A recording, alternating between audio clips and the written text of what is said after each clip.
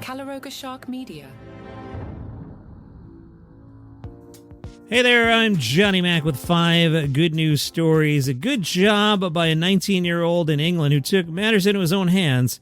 He had fallen victim to an online scam and recovered his own stolen laptop. Right, Blake listed his Apple MacBook for sale on eBay, found a buyer. He then got what looked like an official email from eBay saying payment had been made, but would only be released after he shipped the laptop. He thought it was right. He mailed the computer. The money never arrived. He contacted eBay and found out the email had been fake. He went to the cops, and they were like, yeah, whatever.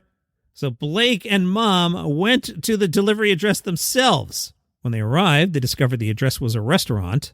Blake said there were quite a few guys there. I wouldn't say it was threatening, but you get a bit nervous when there's more and more. But when we first got there, they were obviously claiming innocence. Blake then showed the delivery confirmation, showing we sent the computer there. Blake says after about 15 minutes, they admitted they take items at the door and then put them on a fridge in the restaurant, and then someone else comes to collect them. Mom called the police. Blake said, they said, we got a guy coming. And then I was a bit worried, so we stood a bit further away. A nervous man eventually emerged from the back of the restaurant. Blake said, this guy comes out from the back, comes over to us, and he was really nervous, like properly shaking and sweating. The man went inside and gave the laptop back. Blake says he would not recommend others try to recover stolen property the same way. Probably smart, dude. A mysterious puzzle was flashing on top of an office building in downtown San Jose for the past 3 years. The display was known as the San Jose Semaphore. It was running on the roof of Adobe's headquarters since May of 2023. It was created by artist Ben Rubin. The puzzle features a looping animation of 4 circles moving into different positions. For years, nobody could figure out what it meant. Brian figured it out. He analyzed the repeating patterns and discovered the moving circles represented color values for pixels in a digital image. When assembled correctly, those pixels revealed a single rose from Botticelli's famous painting, The Birth of Venus. This is complicated, everybody. Brian said in a video, I want to say the difficulty level on this puzzle is probably perfect. In some ways, it seems a little simple, but at the same time, it takes a lot of work and a lot of effort, and it stands for years before anyone solves it. It was actually the 3rd installment in the San Jose Semaphore series. The first puzzle, about 20 years ago, was eventually revealed to contain the full text of the novel The Crying of Lot 49.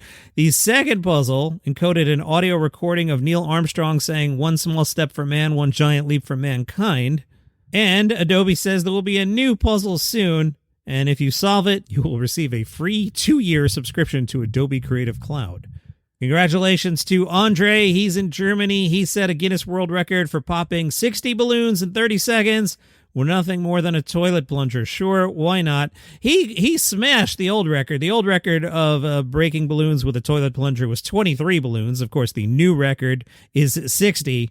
Andre said, it was a lot of fun. I really enjoy attempting unusual and entertaining records, and this one definitely made me smile. It's one of those challenges that's just as enjoyable to watch as it is to attempt.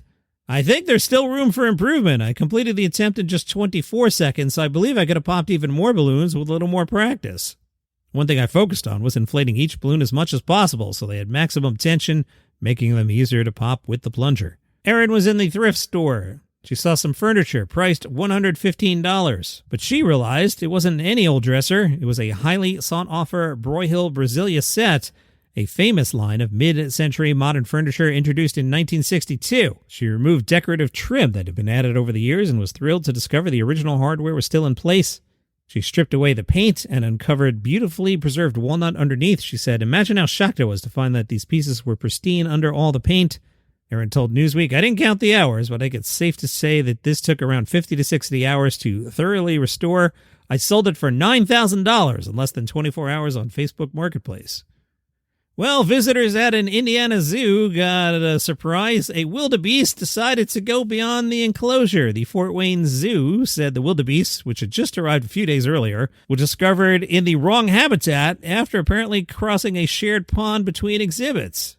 The zoo people stayed calm. Michelle is the VP of Animal Care and said, our team's response was exactly what we trained for and what we hope to see whenever an unexpected situation occurs.